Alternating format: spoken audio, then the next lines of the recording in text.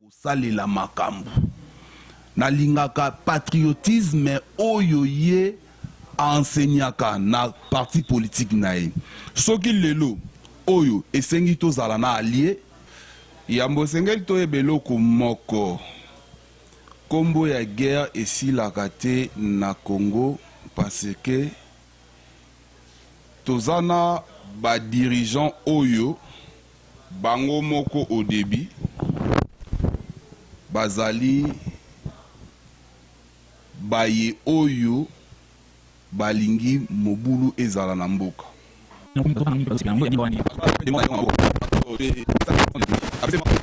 pour la décision, il y a loi vous savez, papa, au début, la nation na bana nyoto bateki koko bana moto bateki nguba bolinganga pe mingi na pesi bino mbote ya bino yango tomona nimbala sima baba bazo sala intérêt à population ezalité na tango nazolo baba acteur politique nazolo bela ba acteur politique en général donc yambo ete guerre esila na mboka ya Congo totika kolobela guerre esengeli na yambo bolingo ebotama na Congo. La première des choses yangwana ya mibale esengeli tozala na bakambi oyo bazali na bolingo ya population.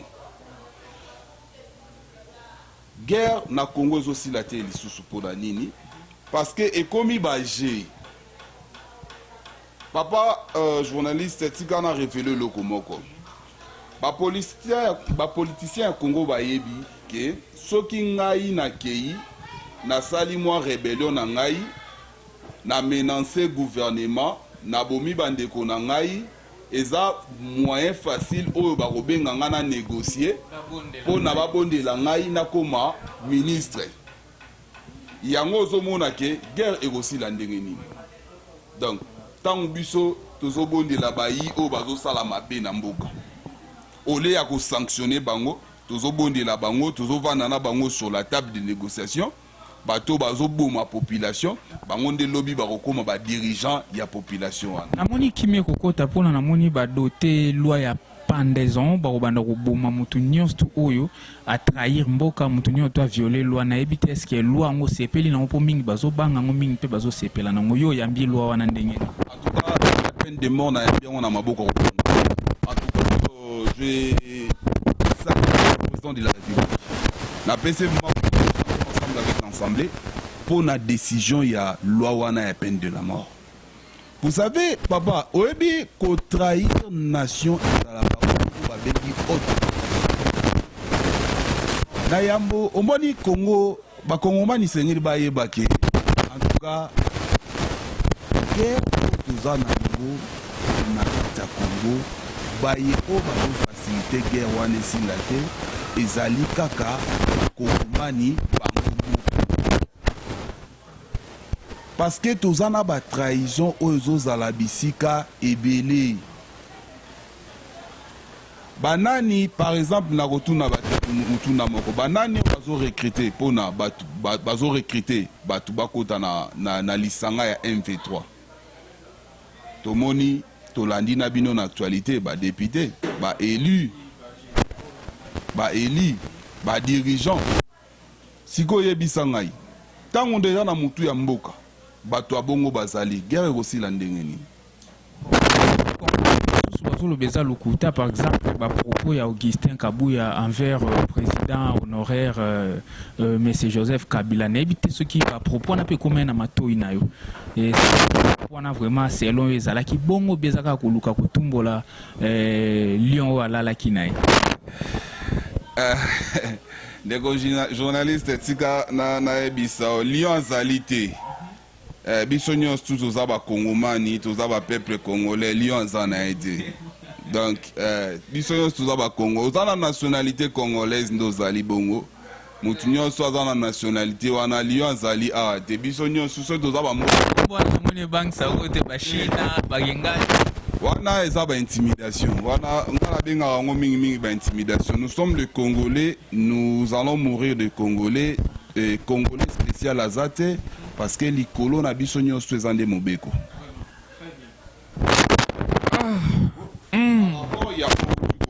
Na koloba kaka eloko moko na kokota vraiment na détail ebele te mais na koyebi biso eloko moko ma eninganaka pamba te. Na mukuse oza derrière Augustin Kabuya, voilà toleki wana tomoni Augustin Kabuya kombo ezotangama rôle nezalaka nini na vie ya Fati rôle Augustin Kabuya ezalaka nini po yo yebi politique makasi. Bon papa Augustin Kabuya baza nanu baye o batamboli na kondo Etienne Tshisekedi baza baye oyo na tango ba oyo bazo trahir batu o batrahisaki IDPS basalaki na ngonga o IDPS azaki na biso toyebi IDPS azaki na souffrance parti wana ezaki parti o ezaki souffrance makasi ebele ba kimaki ngambo ya IDPS ba kimaki bitumba ya kondo Etienne Tshisekedi pona ba kende na ngambo ya bayi pouvoir mais ba papa Augustin Kabuya bazali bayi oyo batikalaki na fidèle na kati ya mouvement wana. Et Naza, il y a IDPST pour votre information, mais en fait, n'a pas ça ka longo nya mingi nae parce que na kati il y a parti politique et ça na loko to bengaka loyauté. Et loko zo bumape biso na Congo yango na loyauté zalité.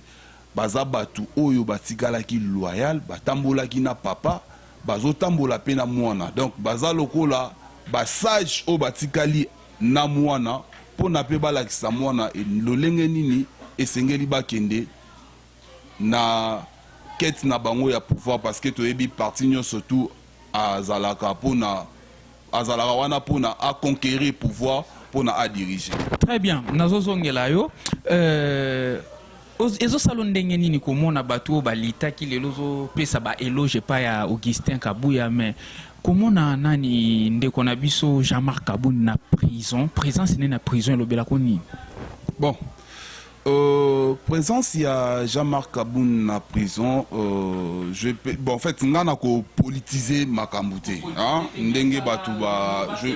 na ko sala selon conception na ngai et yipambate bakoyi kolo zwa mutu bache na boloko moto continuer ye pazaki na lit na papa bongo pote yozo maîtriser azaki na lit na papa toboyite na ko rappeler loko moko tangu bake na Genève na tango wana baponaki kutu kondo président na bisote lokola candidat unique ya opposition mais mutu oyo baza yebisaka ye bisoto lingi fache Jean-Marc Kaboun abundaki bitumba si le gars a géré ma signature donc abundaki bitumba mais eloko oyo ndeko nanga journaliste photo yeba ezate ke po oyo oza moninga na ngai soko sali mbeba et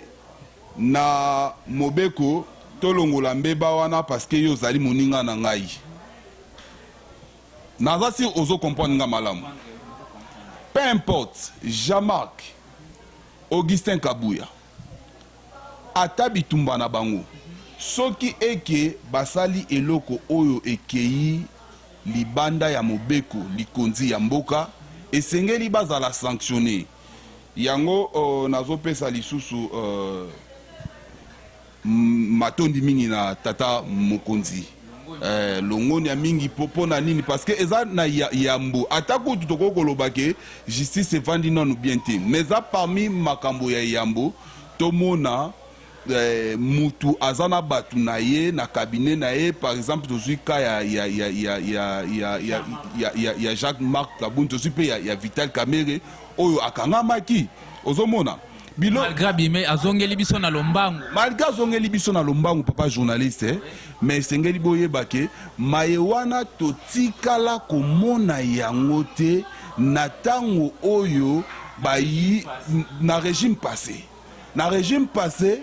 ezalaki ke ministre akoki koboma mutu abomi na mutu wana aza na ye lokola soso aleki mais oyo quand même tozomona ke tozo emboîter quand même bapa ya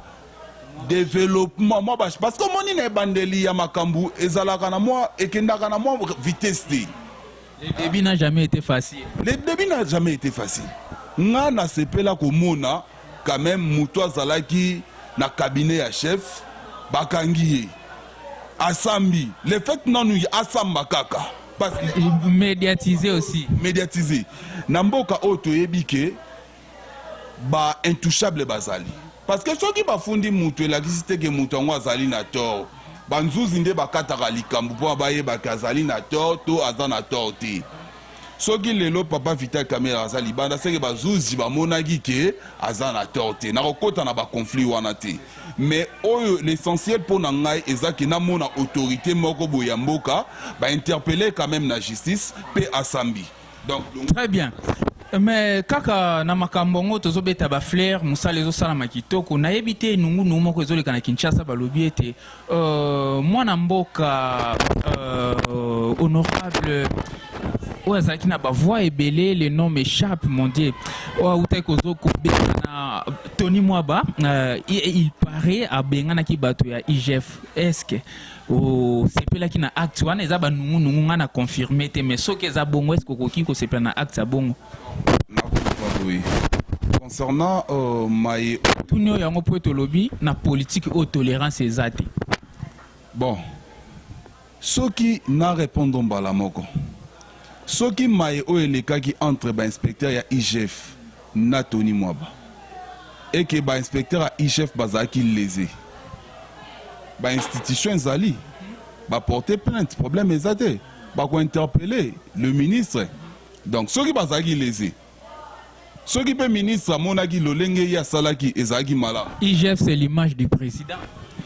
bon ministre pas aka image ya président bango nyonso suka baza bakambi kaka baza bakambi peut-être ngana kokoloba nasepela no nde po yebi okotela mutu bon toleka ndeko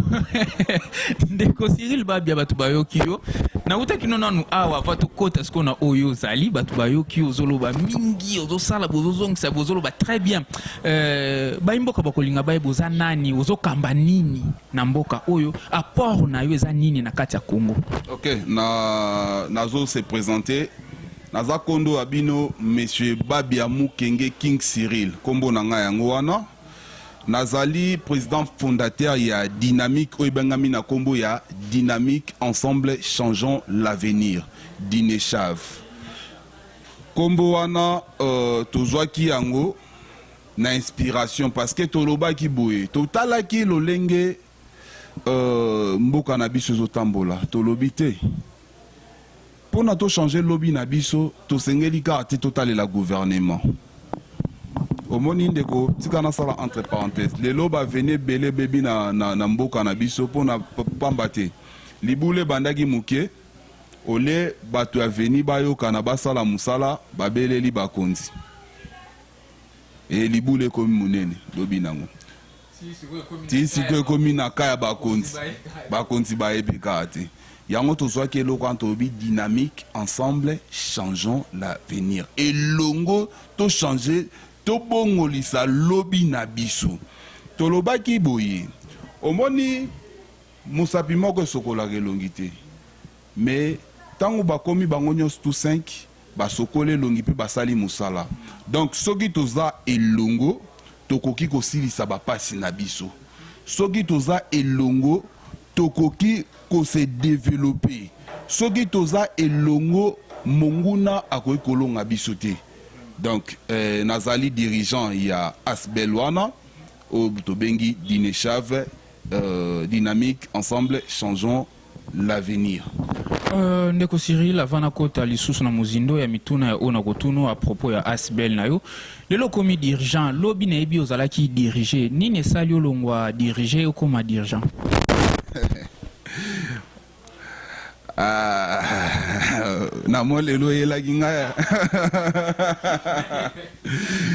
En tout cas, bon, en fait, Lelo na komi dirigeant et loko oyo sali na longwa diriger na koma dirigeant ezali juste parce que nazali na perception na ngai oyo na monelaka politique na ngai nazana ba objectif oyo na visaka po na population. Bon, toutefois, tant on a monaki ke na masanga ebele oyo to tamboli, na kolobate ke nyos tezoleka na masanga ezali mabei. parce que ce qu'on vend déjà sika c'est que mayamala mouizalaki to vandaki ba sika belé pena sika to wuti mais to monaki vraiment que pour na to concrétiser oyo tozali na yango esengeli biso pe to sala mouvement na biso pour na to lakisa ba imboka ba objectif ni yango toza nango pe to mema vision ya sika na ndenge ya kokamba mboka parce que mboka na biso ezana besoin ya aide en mbongo te hein wana il faut essayer to yebango besoin ba volonté mboka na biso ezana besoin ya batu o bazana on premièrement na volonté o bazana on a bonne foi et puis batu oyo bazali capable et compétent vous voyez capable et compétent. Donc, voilà, merci beaucoup. Maître Cyril Lelo Komina Asbel Nayo. Expliquez une expérience ni nous même libiso par rapport échec non élection passée te yonini et baxé léonine pour échec peut baxara implice. Merci beaucoup. Indirectement au EBCP Baimbo Kake Nazaki candidat na maponami o euti koleka. Bon nalobaka na échoué parce que échec et la gisi qui ba vota qui yote quand même ba vota qui biso mais to remplissa qui condition ya sénité yangonde to bima quitté ozala qui autorité morale mais qui nani bon en fait nazaki na regroupement na regroupement na boyebi ki na regroupement ba makambo ezebele hein na regroupement na regroupement na postulat qui na ASPA Alliance des élites au service du peuple et alliés place na postulat qui yangwana esika na postulat qui yangwana nazalaki na mon rêve congolais o ekambami na Jean-Michel Moloto o na pesi mbote parmi batu oyo baza modèle na mboka pe bato bazana makanisi ya malamu ya kokamba mboka na ba activité pour banda ko inviter pourquoi pas na kanse ko se rebeller ou se révolter na kanse oza nanga ya politique ezali logo la musique te oyo musicien longwaka komi ko finga te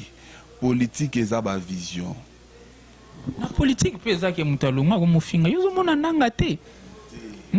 malgré kotanga kombo za mabe bolimbisi mais ozomona makambo te ke azalaki alongwe alakisi pe méchanceté na ye bon natunaka nanga a réclamaka nini motuna moko ya mwana natunaka soki baoyo basoutenaka nanga bakoopesanga réponse wana mpe na ajouté lisu question moko mpe perde a réclamaka nini parce que ye donc FCC a réclamaka nini il y a assistant à l'élection à se retirer. Tout le monde a connu Etienne Tshisekedi en 2006 à se réserver à Kanaï. À Tikaka Joseph Kabila dirige à Kambokana. Dans mon agate place au compte Etienne Tshisekedi à Kenda aussi Mamanduki.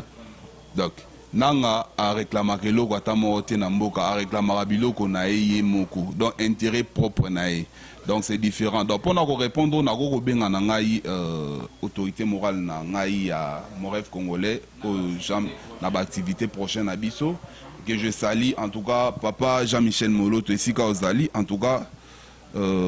na péciovement mbote belé parce qu'il faut dans la vie il faut être reconnaissant ce qui est là aujourd'hui to emboîter dans la politique beza bango nde mutu ba permettre ki biso quand même to meka komona na miso bato. Merci. Ndeko na ngai ningina tuna yo eza ko tuna te mais olamusa population na souffrance oyo moko aminyo kolaka. Lelo yo za ya bango ozalaka na bango atozo sunga te mais soko leki azomono akoko sengo pe sans fropesier. Metango mopepe ya mapona meyaka babosana kabino mbangu bakendaka musika lelo monga fule kauki à part Socrate baza susu na mutu akolobela bango te na ebite tolini no koko pesa bango. Merci beaucoup en tout cas na pesi mwana mboka Socrate les députés provinciaux les mieux élus à Mongafula, Mbote Siko Zali, la pression. Oui, en tout cas, effectivement, il faut louaka ba effort aux salema. Et Azali parmi Banamboka Oyo, attends la campagne nae, j'étais candidat, mais il faut tout le vérité parce que le ozo bumabiso na Congo yangwana, bosolo ezate. Azali candidat, Azali na visibilité makasi. Il a fait un bon combat au centre pression. Un bon combat vraiment en tout cas. Il a mené son combat jusqu'à la fin. Il a remporté en tout cas l'ongo na ebele. Mais na roloba boyi na bayi bana ya monga fula. Na mimbenga ka soldat de monga fula. Pendant la campagne, on a toujours un soldat de Mongafula. Bon, on a reçu soldat, on a maté mon grade parce que on a un soldat de Yababotami déjà. Alors, Baimbo Kabasa Guerre Moko ya Muneni. Nangonga Oyo. Otangi Mutu Moko. Mais ba Eli ya Mongafula Bazami Satu. Motangi ka Mutu Moko. Ozoka, mais ba te nalobi te otangi mutu azomonana. Kasi il faut tanga ka mutu azomonana. Yoko tanga mutu azomonana ti. Mais papa, tango toyaka na campagne, tozana discours automimaka. Mais na suka nango, population il faut assentir que discours oyo mutamemaki oyo ake nango tina suka. Mais tomoni ba misatu. Misatu. Namonga fula. Bumisi 3 matembela simanda. Mais tala des gars souffrance. Tozomona gaga moi musala nae. En tout cas, on a félicité na rolobe la population boy. Tangu tovotaka vinabiso ya lobby. Et vinabiso pendant 5 ans. Tozo kende na urne mokolo moko, mais tozo déterminé vinabiso pendant 5 ans. Alors, population azouamaka naba bien matériel oyo ba candidat ba memalakai. Journaliste na tuni papa nangai. Soki lelo candidat apesi yo okenani na meeting ne apesi $10. Yo voté pour na $10 pour na pagne. Pendant ata $50 tocha. Pendant 5 ans. $10 yo sa lelo ni. Lelo batu misusu. Kaka ba témoin to memaka ba témoin. OK, témoin parce qu'on t'a donné $15 d'une personne oyo oyebité. Mais Mouto yebi moi na mabele, azana capacité à payer sur 50, il y a $15 wana te. Mais Mouto yebi ba souffrance à monga fula. Piste no rapide, à mon go rapide. Donc Mouto yebi que na monga fula sengel to bandela awa. Mais au voté te au landa $15. Mais oteki mbokati. Oteki monga fula. Donc na roloba pas si auto zomona na monga fula. Ba na monga fula. Biso moko nde toteki monga fula. Alors et sengeli na biso toyeba nani o sengeli to voter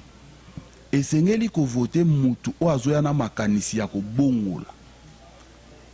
et sengeli na biso to voter mutu oyo tozomona misala na ezomonana sur terrain na olobela misala na biso te eko koma awa ke o. Mais photo lobela ngo photo lobela asbel apport na déjà nini na activité bosali nini o bosali déjà na monga fula mais yambo na kota na yango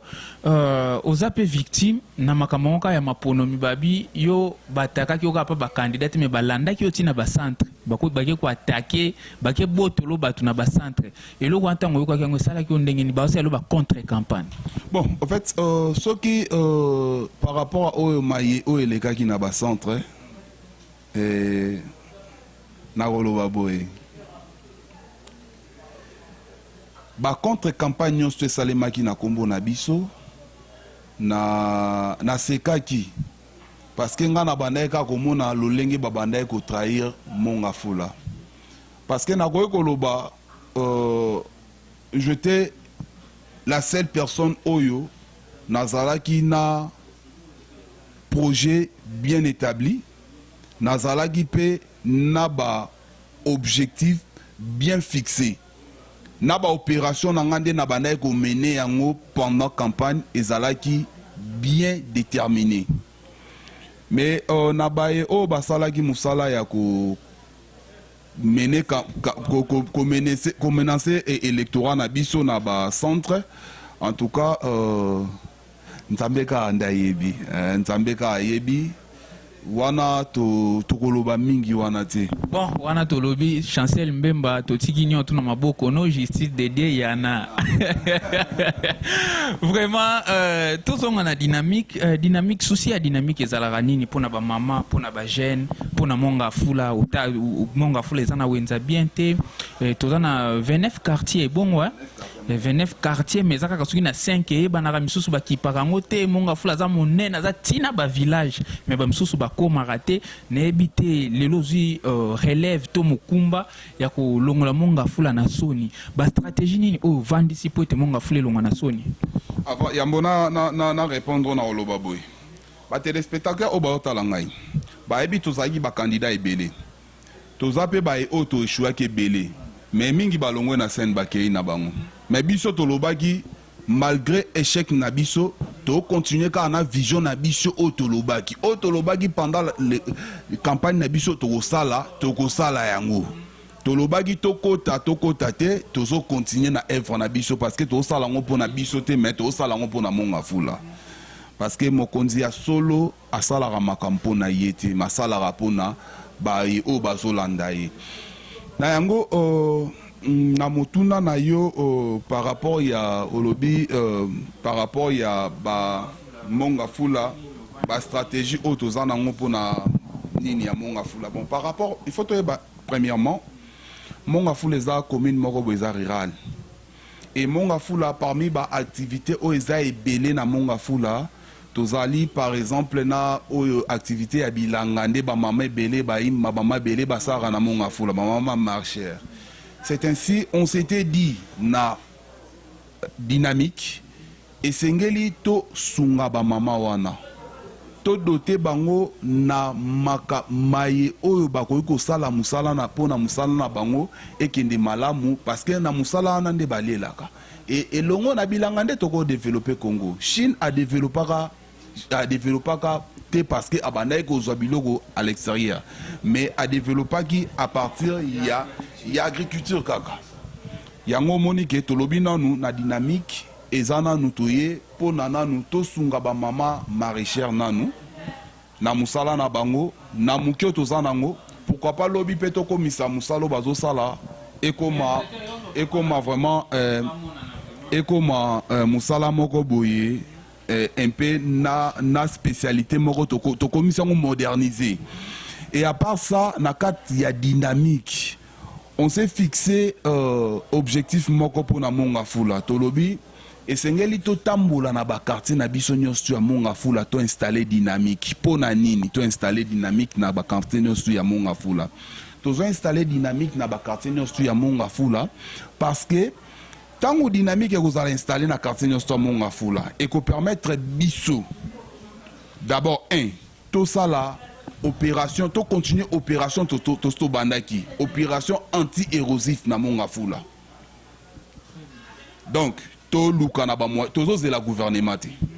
na ba moyen na biso to zanango to sombi mo ba sac to sombi mo ba gîte to sangani na ba bilenge to sombi na nini to kei elongo na bilenge to sali musala ya kokunda soki libulu to kundi soki ya kolona bambo esika ezali toloni parce que tozo bongisa nde bisika na biso parce que lobi soki monga fule kei c'est que biso nde mutu to kei donc papa monga fula za papa na biso mama monga fula za mama na biso elenga monga fula za moninga na biso yango wana merci apa wana toloba ki boye na dynamique et sengeli to promouvoir activité nyonso ya mutu omoni lelo tozana ba talent ebele hein talent za teka musique na mona lelo Vodacom asala makamba musique batu babima talent eza ebele oyo ebombani mais esengeli kaka ke bato wana tomeka kosunga bango to promouvoir talent wana et wana eza parmi baobjectif mpe na bosukisi na parmi baobjectif na biso eza ya kokamba monga fula. Donc dynamique ekamba monga fula parce que soki dynamique ekambi monga fula eza bana monga fula nde bakambi monga fula tokoyeba ke tozobanda awa tozosukisa awa.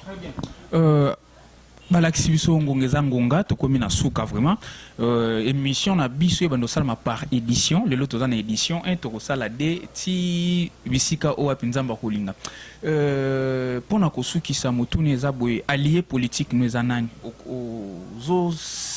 ozo ko envisager osangana na nani ou bien kota na ndako nani pona makambo oyo kende liboso. Bon, en fait